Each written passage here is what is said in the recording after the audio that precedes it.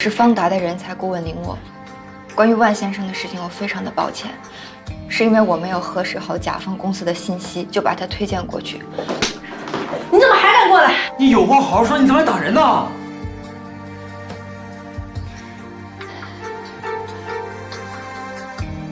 这件事情我要负很大的责任，您放心，关于赔偿金的问题，我一定不会逃避的。不是让你等我消息吗？为什么不听我的话？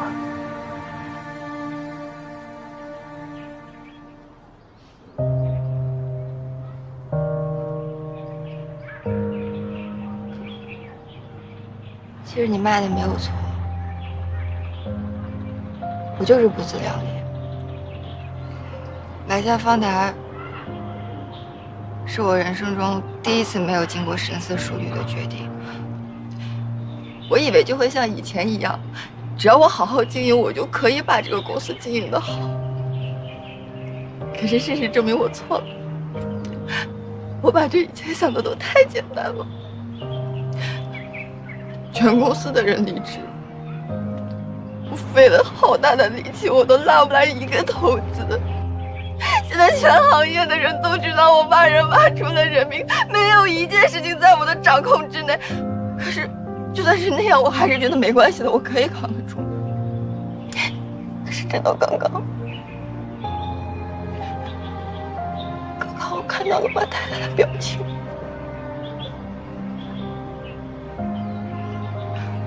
我才开始承认，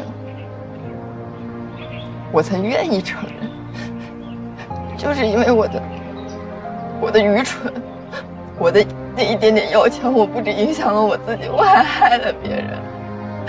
如果害了万太太，我把她全家都害了，那还能怎么办呀？万总做错了什么？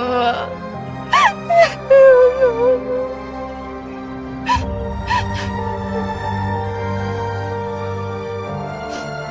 回去等消息吧。剩下的事情交给我。陶总吗？有我呢，没事。回去洗个热水澡，好好睡一觉。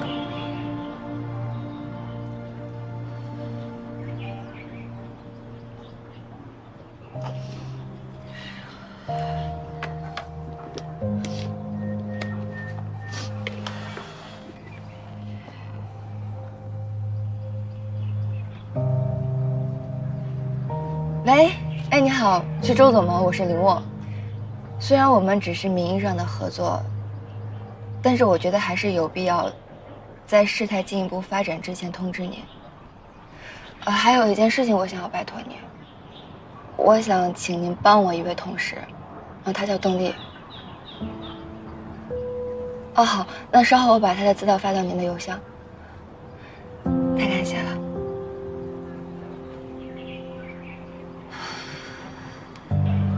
邓丽的后路你都想好了？我可以赌上我自己啊，但我不能赌上别人的前途呀。知道吗？如果我现在逃走了，那我永远都不会有勇气再站起来。所以我一定要找到真相，我一定要证明万总的清白。不怕再挨巴掌吗？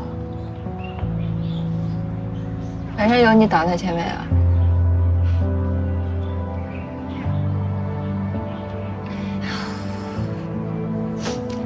我现在发泄完了，我可以重新投入战斗了。更善，有你真好，至少现在让我觉得还有一个人是跟我统一战线的。我知道你就是这样的人，让别人难受的时候就是个话痨，可是想要安慰别人的时候就沉默了。不跟你计较，我去看看万总。林沃，